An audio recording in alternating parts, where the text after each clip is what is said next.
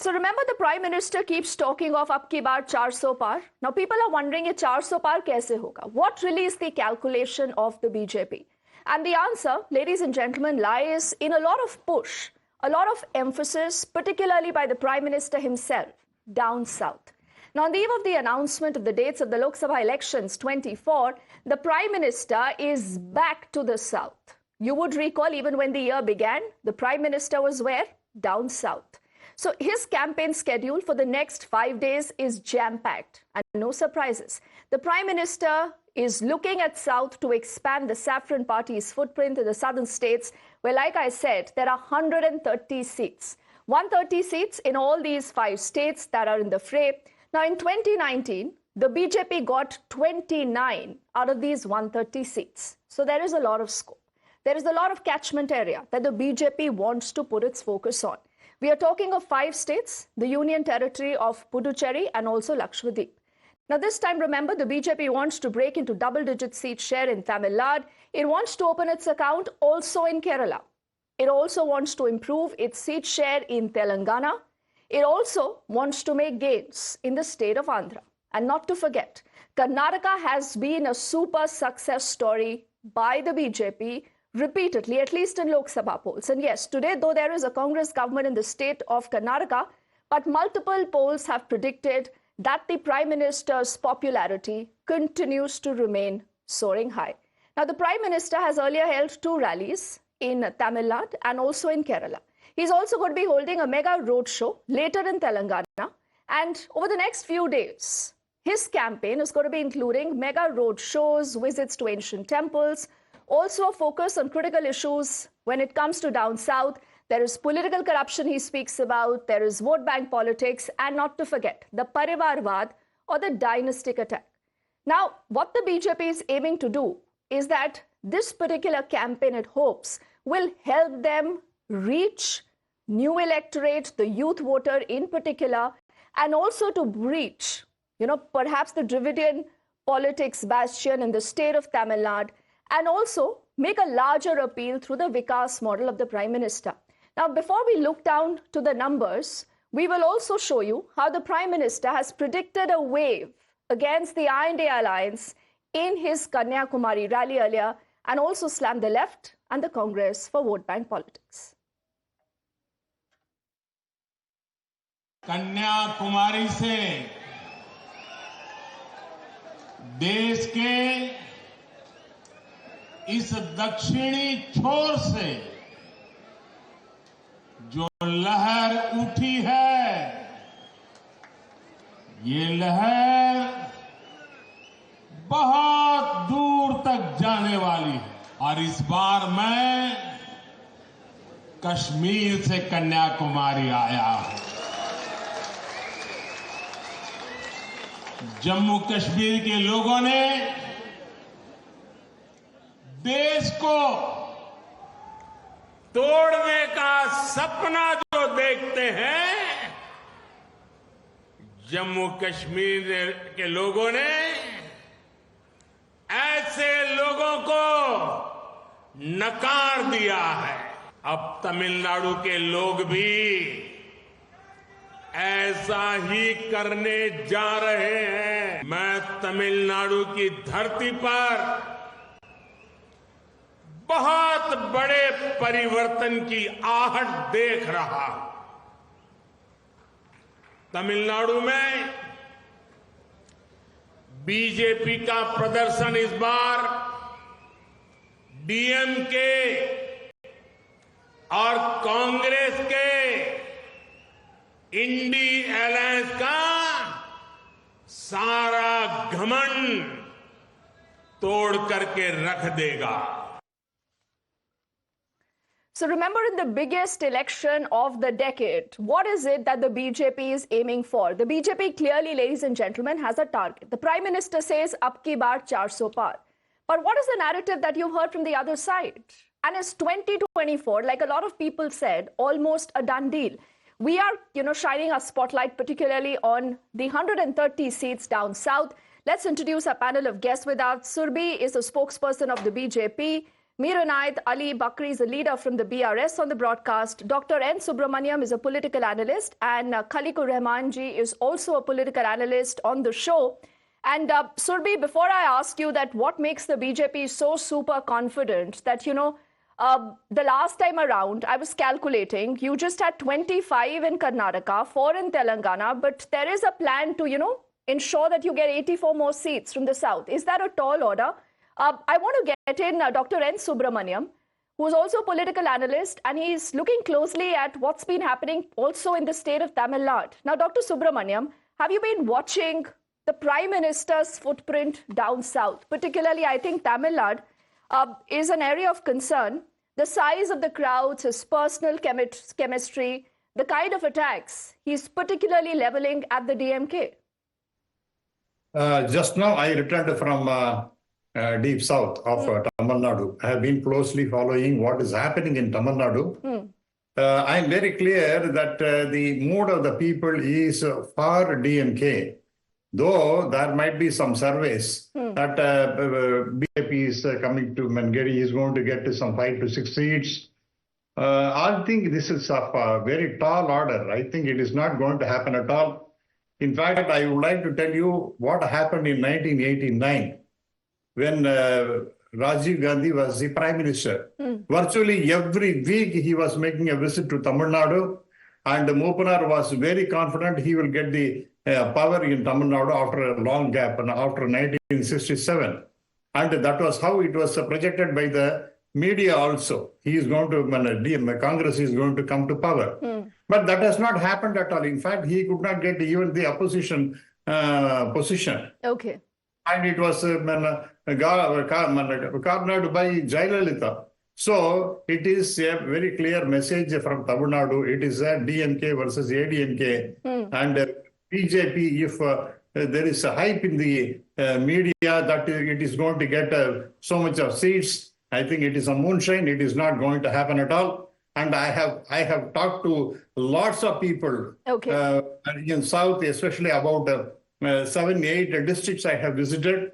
But there is absolutely no chance of BJP getting any seat at all. Maybe one or two. Kanyakumari is, of course, a strong area for BJP for a very long time. My good friend, Mr. Radhakrishnan, was elected there for 2 times. There is no doubt at all. But if the hype is there and the surveys are conducted by the press, and that does not reflect the ground reality. Okay, you said this does not reflect the ground reality, and I will get Surbhi to respond to that. But we must also keep in mind that the BJP is capable of doing the impossible. This still will not take away the fact, Surbhi, that even in the state of Bengal, many had written you off. The last time around, you picked up 18 of those 42 Lok Sabha seats in Bengal, where everyone said that BJP is a no player. But in Tamil Nadu, the reality is possibly, Surbhi, is different. And not just Tamil Nadu, perhaps the entire down south. The BJP is still considered to be a Hindi heartland party. Is there merit still to that argument, Surbhi?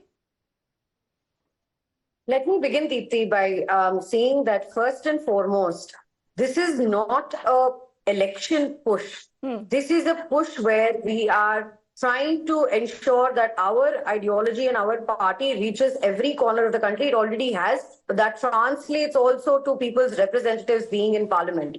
So the entire southern push narrative comes not from the point of weakness, which is that we need X number of seats in the south in order to form government. It comes from a place of strength and confidence and a look at the future. Yes, there is a very strong support in the northern states for the Bharatiya Janata Party, as well as in Karnataka. Please don't club the South. I don't like to speak about the South as one monolith per se. Okay. Karnataka has been a very different, has a lot of different political ups and downs. And similarly with Tamil Nadu, with Kerala, with Andhra Pradesh and Telangana as well. Okay. So this entire strategy, or what we have going on over here, is that the Prime Minister is one really, as well as our party president, as well as the Home Minister, very confident that irrespective of how it translates to seats or not, the BJP is very clear that we are not shying away from our national integration project from the political front.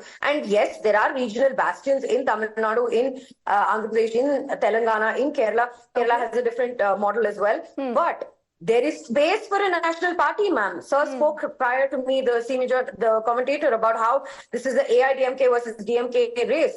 There was a time in Uttar Pradesh where it was SP or BSP. That was the status quo for a long time, and yet we went from 10 seats to 71 seats. The matter of fact is that the DMK, as well as the BJP possibly still will find it easier to work in a Hindi heartland versus down south, and I think that is what Dr. Subramaniam was alluding to. But I want to get in quickly the Congress and the BRS, and Surbi, interesting that you speak about a lot of other talking points: the Hindutva counter to the Dravidian politics, pro-Sanatani counter to the an anti-Sanatani call by the DMK there in South. But Meera Naik, now you represent the BRS. Tell me something, even as we are speaking, there is, significant action against K. Kavita. For a long time, you were picked up as that B team of the BJP. And many say that's the reason why you lost the election to the Congress. Now, all reports indicate that the BRS has lost all ground in the state of Telangana. Where do you stand? Ma'am, actually, you can see the election results. We are the second largest party of Telangana. So actually, Modi right now is entering the south sectors. Actually, what is he done for the south? BJP last 9 years, nothing is doing for south. Actually, it's all the states of south. They are planning to start the Andolan for the rights of south. Actually, there are, you can see in south, no railway development, no airlines development, nothing the government is doing for the south. Actually, now he's coming for the election on the name of only Ram Mandir. He asking the vote, not for the development. Abki bar 400 par. See, there is a problem, and this comment, I think, also betrays your nervousness. No, Meera Naik ji, the point is corruption. Corruption is such a big talking point. You believe that people will not be voting on the issue of corruption. I want to get in Khalikur Rahman ji also quickly, and then perhaps you can respond before we head into a break. Khalikur Rahman ji, how do you see that, this entire issue of the Congress still being a junior player, perhaps to a lot of other significant players like the DMK?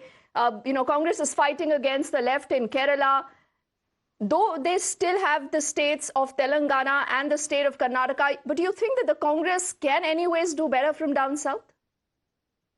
Absolutely, because if you look at the trend in the down south, the Congress, in fact, is on the prowl, and it's come back in a grand style in Karnataka and then thereafter in Telangana. And Congress is an underdog, and you cannot really, underestimate the power of Congress, because Congress has got the cadre, and it's a cadre-based party, unlike the other regional parties. And the down south has never been, except Karnataka, with the BJP. And the revolution, in fact, to uproot the BJP, started from down south, and it will travel upwards to the Hindi heartland, which BJP claims to have a very strong ground. The truth is that it's the Congress that wanted to create that north versus south divide also. Take 30 seconds to respond to that, please, quickly. No, Congress has never created the down, because Congress believes in the inclusivity, and Congress believes in one India. It is. Congress has never. It is the BJP, in fact, which has always played the divisive politics, be it the division of the people, be it the division of the... There is a minister in Karnataka, sir, who spoke exactly this. Surbi, I know you want to counter him, but please allow me to head into a quick break. On the other side, we carry forward this conversation, and we are finding out that when it comes to these 130 seats, how far can the BJP go? Don't go anywhere. So what happens to down south? The Prime Minister, remember, has been continuously focusing there, and that's exactly the conversation we'll continue to have with our panel of guests joining us. Surbi continues to stay with us. She's representing the BJP on the panel. Dr. N. Subramaniam is a political analyst. If we can also bring him up on the screens, along with Khalikur Rahman, also political analyst. An interesting thing about Khalikur Rahman ji is that he was once with the BRS. He switched sides to the Congress.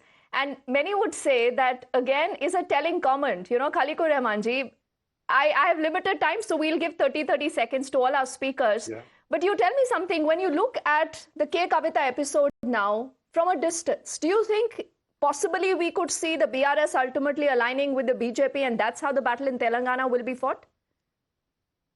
Yeah, in fact, because there is a tacit understanding between You say there is a BRS tacit and the understanding. BJP. Yes, absolutely. So that is the reason, because now BRS has lost its ground totally. So then, just in order to stop the Congress, they are thinking that for them, the easiest way is to support the BJP. Okay, so will that happen, Surbhi? Will that happen? And like many are also questioning the policy in Tamil Nadu. If you had an ally in the ADMK, possibly you could have done far better, is what many people predict.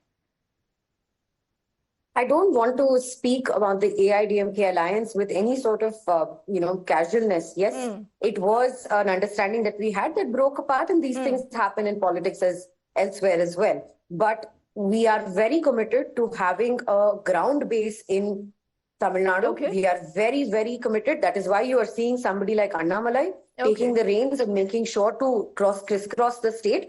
Okay. Having said that, I want to address the allegation of somebody who talked about what has the government done for the southern Surbhi, part of I have India. limited time. I have limited time, but we promise that we'll get you back to talk about this. I want to just give the last 10 seconds to Dr. N. Subramaniam. Sir, out of the 130 seats, how many to the BJP? It is going to be a repeat of what has happened in 2019.